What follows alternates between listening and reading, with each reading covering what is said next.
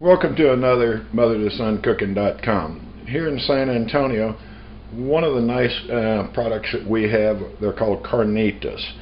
It's kind of an alternative to your fajitas, which, you know, depending where you live in the country, they can get, the fajitas can get awful expensive. The Carnitas are basically, I know they're all through the South. My son lives in Mobile, Alabama. I found them over there. So, you know, it's one of those things. I'm going to show you how to, the many recipes that you can do with the Carnitas. A little bit of the Carnitas here is basically what they've done. They've taken all the trimming off of it when they cut up steaks and everything. It has a lot of flavor in it because it's got a little bit of fat in it. It cooks up very nicely. You can see right here, I bought this package. It'll feed you 10-12 meals depending upon how you do it. Very simple to make. You can make nachos with this.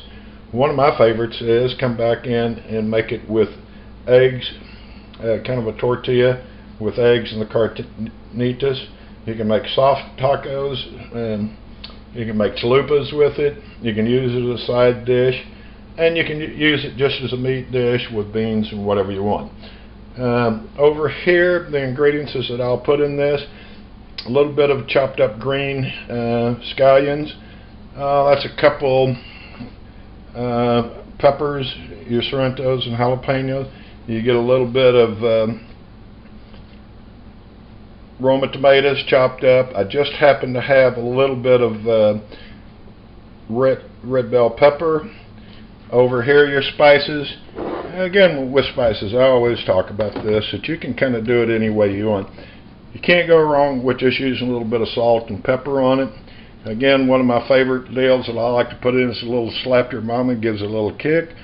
Maybe use some garlic salt, a little cilantro, and a little cumin. And I've added the meat to the pan. I've added 2-3 tablespoons of some type of oil in it. You can see it's starting to brown up.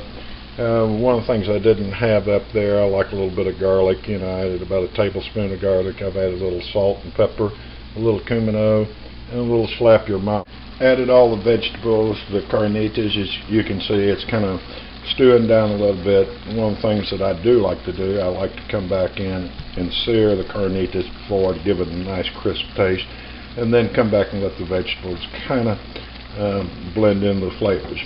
I just got through tasting it, and that's one of the big things about any type of cooking. Taste it, see how you like it. If it needs something else added to it, you add it to it.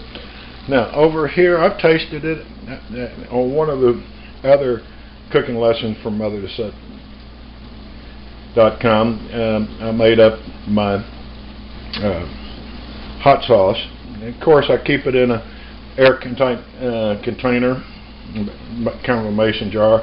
And it's been there for about 2 weeks, but as long as you come back in and keep an airtight container, it'll last you good while. I'm going to add 1/3 of a cup to it. Now myself, with the jalapenos, it wasn't quite hot enough for me, but that's the difference in cooking. So you can see right there, it's been on the stove for about 10 minutes. I'll let it cook down for another 5-6 minutes, and then I can make all the various rest. Back and cook it down. You can see it's got a nice little kind of gravy sauce on it.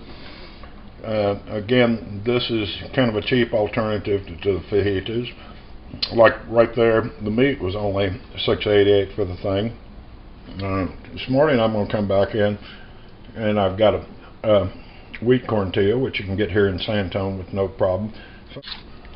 It's got the nice juices in the thing, which gives it a lot of flavor, and that's a fairly nice little taco. I've added the lime juice to it, and that's just going to be a quick little breakfast for me. And I'll show you later all the other things you can do with this carnitas. One of the nice things about it too, you got any leftovers, you're not ready to eat it, you can put it in the freezer, pop it out, and it tastes just as good.